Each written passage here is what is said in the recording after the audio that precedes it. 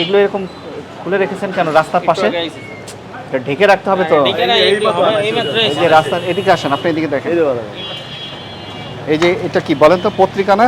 না এই একটা আশা এই বদলালে এখানে রাখা যাবে না, বদলাইতে হয়, এটা ফেলতে হবে। এটা প্রতিদিন বদলাই না, এই যে সকালে বদলাইছি এগুলো করা এটা যাবে না। এই সকালবেলা পড়া বাজি তো, আর এগুলো গ্লাসের ভিতরে রাখতে হ্যাঁ হবে। এটা পড়ে এটা।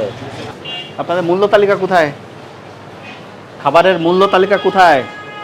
আমাদের লোকাল তো স্যার মূল্য তালিকাটা তেমন নাই, মূল্য তালিকা নেই। সবসময় একই রেটে মাল বেশি। আচ্ছা, আমরা যে নির্দেশনাগুলো দিব এগুলো মন দিয়ে শুনবেন।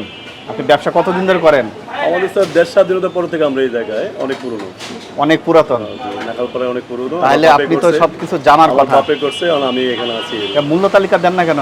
মূল্য তালিকা স্যার ছিল, পুরনো হয়ে গেছে তো, আর আমার এখানে একই রেটে মাল দিতে অল টাইম, সবাই জানে একই রেট, এখানে কোনো মূল্য কোনো চেঞ্জ হয় না আমাদের। তাহলে আপনি দিবেন না মূল্য তালিকা? আসলে আমার কাছে নাই না, ও না দিব এটা লাগে, এটা হয়তো পুরনো ছিল দেখে এখন ছিল দেখে এটা নষ্ট হয়ে গেছে, ও নষ্ট হয়ে গেছে করা হয় না।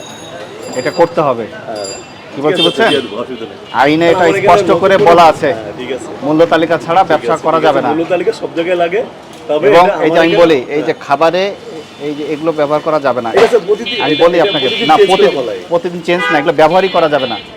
আপনি আরেকটা নতুন পেপার দিবেন, সেটা করা যাবে না। সাদা প্লেন কাগজ দিতে হবে যেটাতে লেখা নাই। আমরা এটা দিই মাঝে মধ্যে, আমরা এই পেপারটা দিই। আমি তো এগুলো পেয়েছি, আমি তো ওটা পাইনি। ঠিক আছে, আমি এটা এই দিই মাঝে মধ্যে। কালিগুলো খাবারে চলে গিয়েছে, এটা করা যাবে না।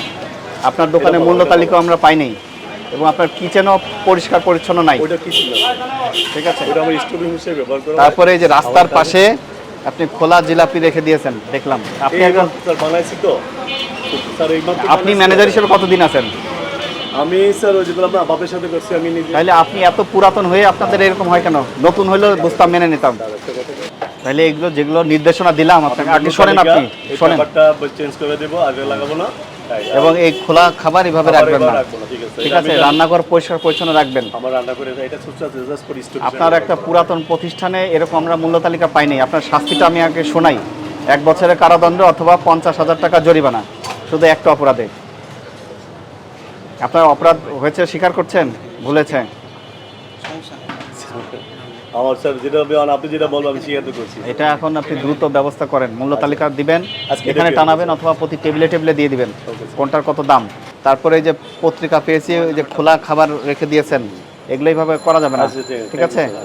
আপনি এগুলো সংশোধন করবেন, এই নির্দেশনা সহ আজকে আপনাকে সতর্ক করে 5,000 টাকা জরিমানা করলাম।